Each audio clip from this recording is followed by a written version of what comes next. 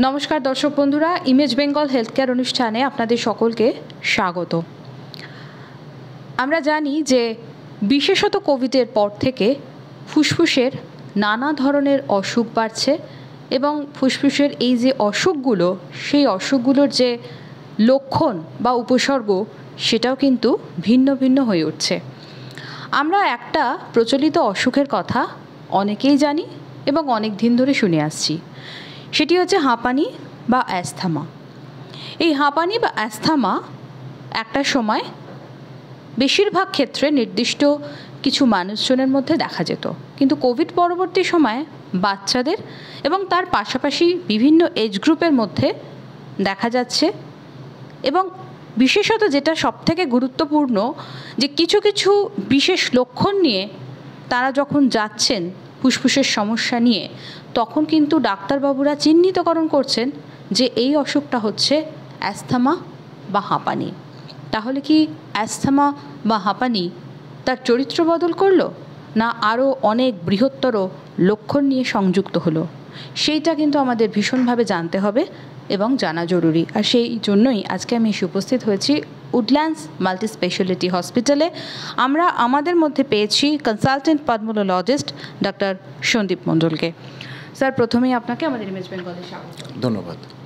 Sir, আমি যেটা শুরুতেই আপনাকে বললাম যে অ্যাস্থমা বা হাঁপানি, এটা তো আমরা দেখেছি অনেক দিন ধরেই এই অসুখটা প্রচলিত, কিন্তু একটা হাঁপানি বিশেষত দেখতাম যে বয়স্ক লোকজনরা ভীষণ কষ্ট পাচ্ছে, বা যাদের হাঁপানি কিছু কিছু মানুষের রয়েছে তারা ওই শীতকাল এলে বিশেষ করে কষ্ট পেতেন। কিন্তু স্যার, এখন তো হাঁপানি অনেক ক্ষেত্রেই, আপনারা বিশেষ করে কোভিড পরবর্তী সময়ে অনেক বাচ্চারা আসছে আপনার কাছে এবং দেখা যাচ্ছে যে তাদের অনেক রকম সিমটমস নিয়ে আসছে, সেগুলোকেও অনেক ক্ষেত্রে আপনারা চিহ্নিতকরণ করছেন যে এটা হচ্ছে অ্যাস্থমা বা হাঁপানি। তাহলে কি হাঁপানি বা অ্যাস্থমা তার মানে যে লক্ষণগুলো সেগুলোকে আরও পরিসরটা বাড়ালো, বৃদ্ধি করলো? দু তিনটে জিনিস না বললেই নয়। একটা হচ্ছে যে হাঁপানি চিরকালই হচ্ছে বাচ্চাদের এবং ইয়াং অ্যাডাল্টের রোগ। যেটা হচ্ছে ক্রমশ হাঁপানি, শ্বাসকষ্ট বা এগুলোর সম্বন্ধে লোকে আরও সচেতন হচ্ছে।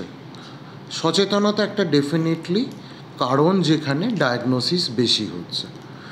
2 নম্বর হচ্ছে বাচ্চাদের ক্ষেত্রে লাইফস্টাইল রিলেটেড ওবেসিটি, এটা কিন্তু অ্যাজমার একটা বড় কন্ট্রিবিউটার। 3rd, যেটা না বললেই নয়, যে আমাদের ক্রমশ এয়ার পলিউশন একটা ভয়ানক বিপজ্জনক জায়গায় পৌঁছে গেছে, এবং সেটা কিন্তু স্কুল গোয়িং বাচ্চা বা অফিস গোয়িং অ্যাডাল্টদের বেশ ভালো রকমভাবে এফেক্ট করছে। এবং যে অ্যাফেকশানটা অনেক সময়ই ব্রঙ্কিয়াল হাইপার রিঅ্যাক্টিভিটি বলি আমরা, যেখানে যে কোনো জিনিসের ক্ষেত্রে অনেক বেশি শ্বাসনালীতে এফেক্ট হয়, সেটা আস্তে আস্তে অ্যাজমার দিকে পরিণতি নিচ্ছে। আরও একটা জিনিস যেটা বলার, সেটা হচ্ছে ইয়াং অ্যাডাল্টসদের ক্ষেত্রে বিশেষ করে লাইফস্টাইল চেঞ্জেস, স্মোকিং, এগুলো কিন্তু অনেক সময়ই যে ধরনের আগে খুব মাইল্ড রোগ ছিল সেগুলোকে তাড়াতাড়ি আনমাস্ক করে দিচ্ছে বা বের করে আনছে রোগটাকে আরও ভয়ানক ফর্মে, এবং যেটা তখন চিকিৎসার প্রয়োজন হয়ে পড়ছে। তা এর মধ্যে প্রথমত একটা যেটা বড় জিনিস, সেটা হচ্ছে সচেতনতা বাড়া। সেটাতে হয়তো ডায়াগনোসিস আরও বেশি হচ্ছে, কারণ লোকে এখন অনেক বেশি সোশ্যাল মিডিয়া এবং ইন্টারনেটের থ্রুতে অনেক বেশি ইনফরমেশান পাচ্ছে, তারা আরও সচেতন, তারাও তাড়াতাড়ি ডাক্তারকে অ্যাপ্রোচ করছে। তবে যেটা আর একটা বলার, এই এয়ার পলিউশন এবং লাইফস্টাইল, এগুলোও কিন্তু এখন অনেকাংশে দায়ী এই অ্যাজমার জন্য। সো চরিত্র বদলেছে, মানে হয়তো এই জিনিসগুলোকে আমরা দায়ী করতে পারি যে এখন যে অ্যাজমার এত বেশি ডায়াগনোসিস হচ্ছে বা এত রোগীকে চিকিৎসার জন্য এগিয়ে আসতে হচ্ছে, সেটার একটা বড় কারণ। একদমই স্যার। স্যার, আরেকটা বিষয় যেটা আপনি পলিউশনের কথা বললেন এবং তার পাশাপাশি একটা কথা বললেন যে ব্রঙ্কিয়াল হাইপার রিঅ্যাক্টিভিটি, এর যে প্রকাশ, কি কি সিমটমস দিয়ে প্রকাশটা পাচ্ছে? ব্রঙ্কিয়াল হাইপার রিঅ্যাক্টিভিটি মানে যেটা হচ্ছে স্পেসিফিক্যালি কিছু স্পেসিফিক ট্রিগার বা অ্যালার্জি যেগুলো অনেক সময় আগে থেকে ছিল না, সেগুলো হঠাৎ করে নতুনভাবে দেখা দিচ্ছে। এবার আমাদের শ্বাসনালী স্বাভাবিকভাবে শ্বাস নেবার সময় যে হাওয়াটা ঢোকে সেটা আমরা অনেক সময় খেয়াল করেছি, ঠান্ডা হাওয়া ঢুকলে হঠাৎ করে একটা কাশি হয়। তো এটা বডির একটা ডিফেন্স, কিন্তু এই ডিফেন্সের জায়গায় যদি এই ট্রিগারগুলো বা অবনক্সাস থিংস যদি বেশি হয়ে যায়, তখন সে কিন্তু বারে বারেই শ্বাসনালী বন্ধ হওয়ার চেষ্টা করে। And that is what we are calling যে ব্রঙ্কিয়াল হাইপার রিঅ্যাক্টিভিটি, মানে সাধারণ বা অন্য কোনো জিনিসে যখন বারবার শ্বাসনালীতে এফেক্ট হতে থাকে, যেটা পরবর্তীকালে অনেক সময়ই অ্যাজমার দিকে এগিয়ে যেতে পারে। স্যার, আমার একটা প্রশ্ন হচ্ছে যে কোভিড পরবর্তী পরিস্থিতিতে আমরা একটা কাশি দেখতে পাই, এবং এই কাশির একটা অনেক বড় কারণ আপনারা বারবারই বলে থাকেন যে পলিউশন, এবং তার পাশাপাশি আপনি যেটা বললেন যে কিছু কিছু ট্রিগার কাজ করে, যেমন আমি নাম করেই বলছি যে ঝাল কাঁচা লঙ্কা বা ঝাল কিছু খেলে বা কোনো ধূপ বা ধুনোর গন্ধ হঠাৎ করে নাকে গেলে বা কোনো উগ্র কিছুর গন্ধ যখন যাচ্ছে, তখন দেখা যাচ্ছে যে এমন একটা দম বন্ধ করা কাশি যেটাতে মনে হচ্ছে যে আর পারা যাচ্ছে না, আবার কিছুক্ষণ পরে কিন্তু সেটা বন্ধও হয়ে যাচ্ছে।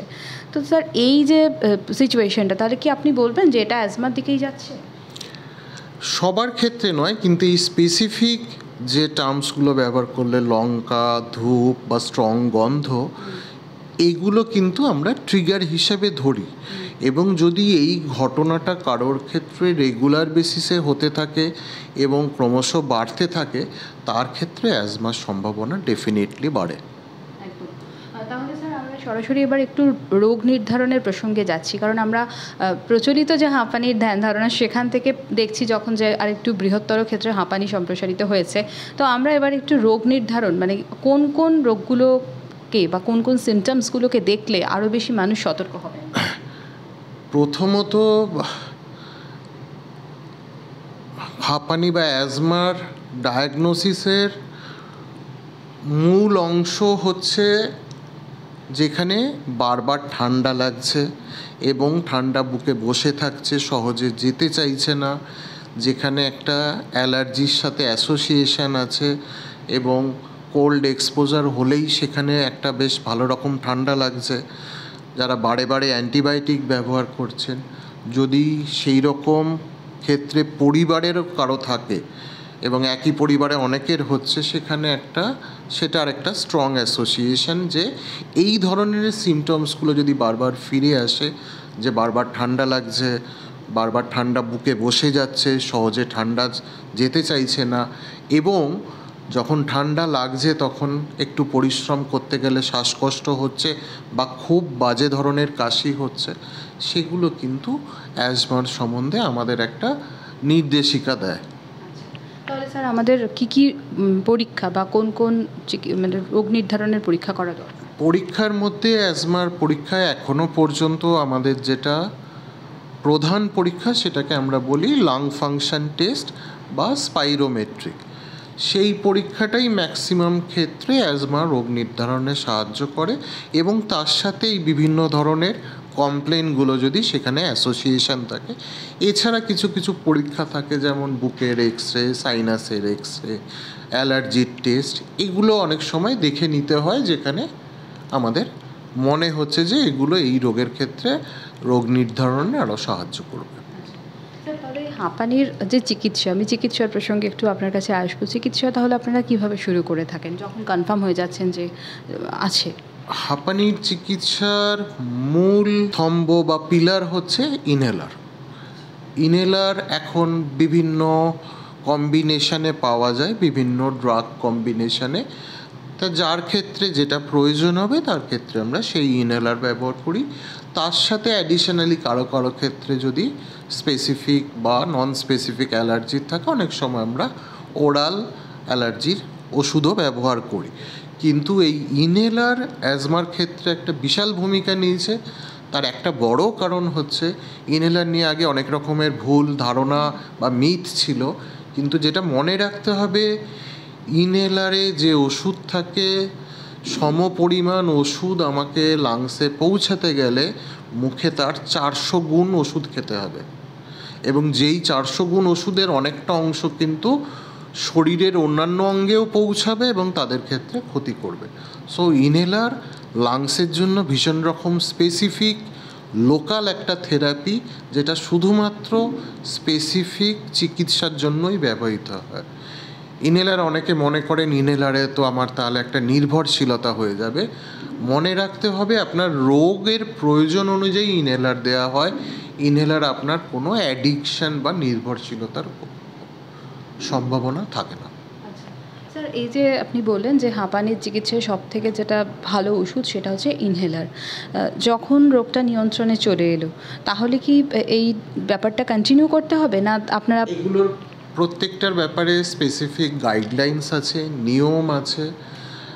যেটা হচ্ছে বাচ্চাদের ক্ষেত্রে, স্পেসিফিক্যালি বাচ্চা মানে আমি টিনস আগে যখন বলছি অ্যাডোলেসেন্সে, তাদের ক্ষেত্রে যেমন একটা সিগনিফিকেন্ট পার্সেন্টেজ সেরে যায় ডিউ টু ডিফারেন্ট চেঞ্জেস, অ্যাডাল্টদের ক্ষেত্রে কিন্তু অ্যাজমা আলাদা করে সারে না।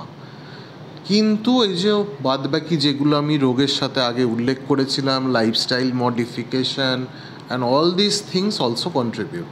সো যদি চিকিৎসার সাথে সাথে বাদবাকি জিনিসগুলো কেউ জীবনে অন্তর্ভুক্ত করতে পারে, তখন অনেকের ক্ষেত্রেই কিন্তু আমরা ওষুধপত্র বন্ধ করার কথাও ভাবতে পারি।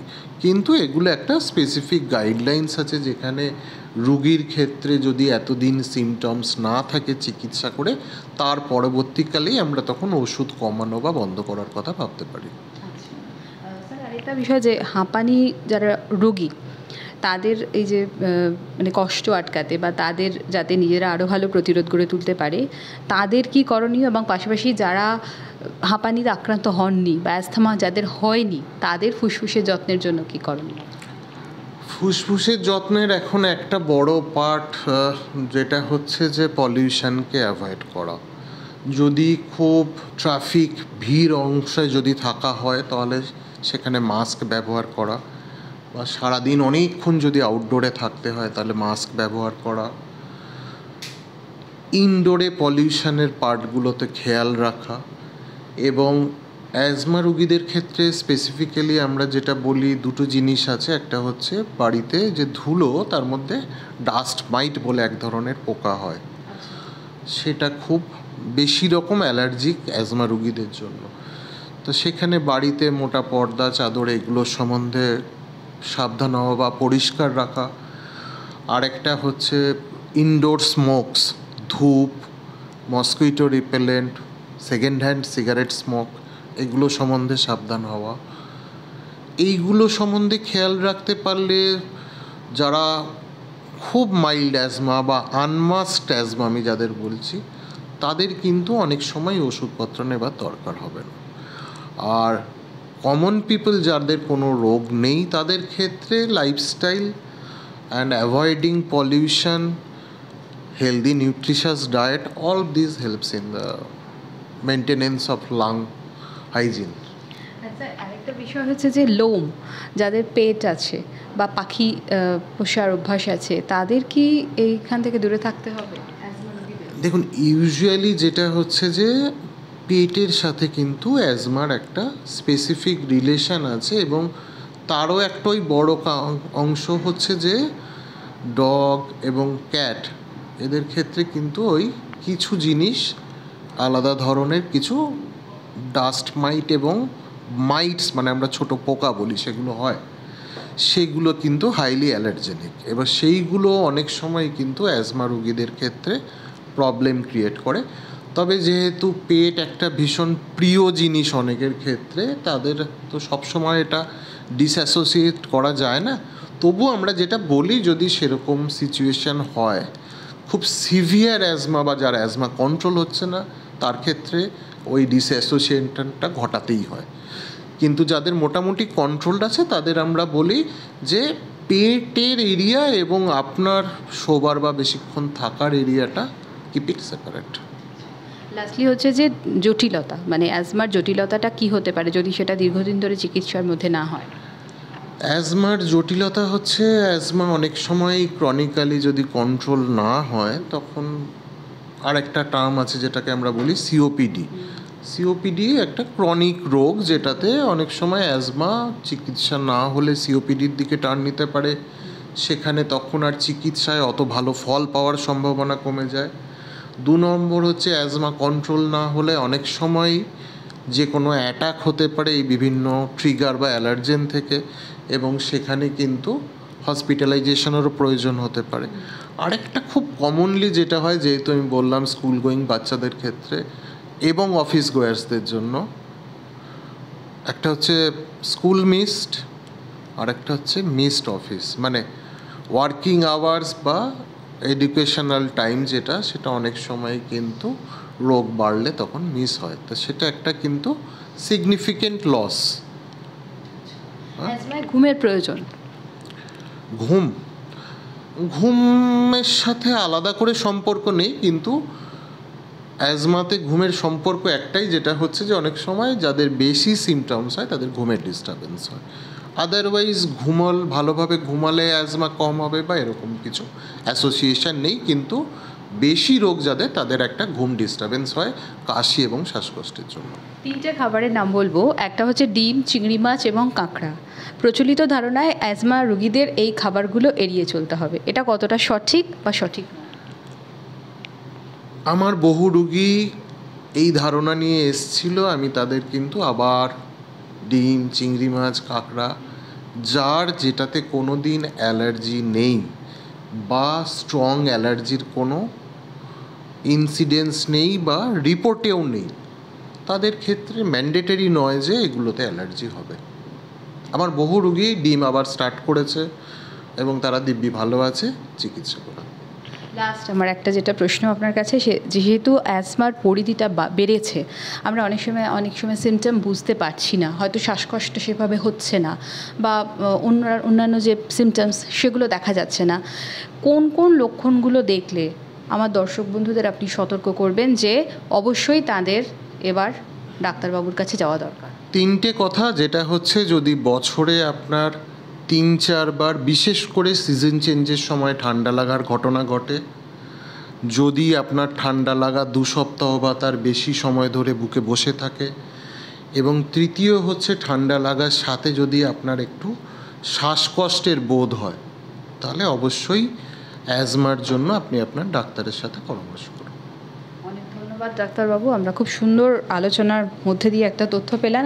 দর্শক বন্ধুরা যারা এই অনুষ্ঠান দেখছেন, আশা করি তাদের অনেকগুলো প্রশ্নের নিরসন করে দিলেন ডাক্তারবাবু, যে প্রচলিত ধারণার পাশাপাশি এই যে কোভিড পরবর্তী পরিস্থিতিতে অ্যাজমাতে কিভাবে মানুষ এফেক্টেড হচ্ছেন এবং তার কি কি লক্ষণগুলো দেখলে আমাদের সতর্ক হতে হবে, সেটা কিন্তু অবশ্যই গুরুত্বপূর্ণ। ডাক্তারবাবু, আপনাকে অনেক ধন্যবাদ আমাদের সময় দেওয়ার জন্য। সকলে সুস্থ থাকুন, ভালো থাকুন, নমস্কার।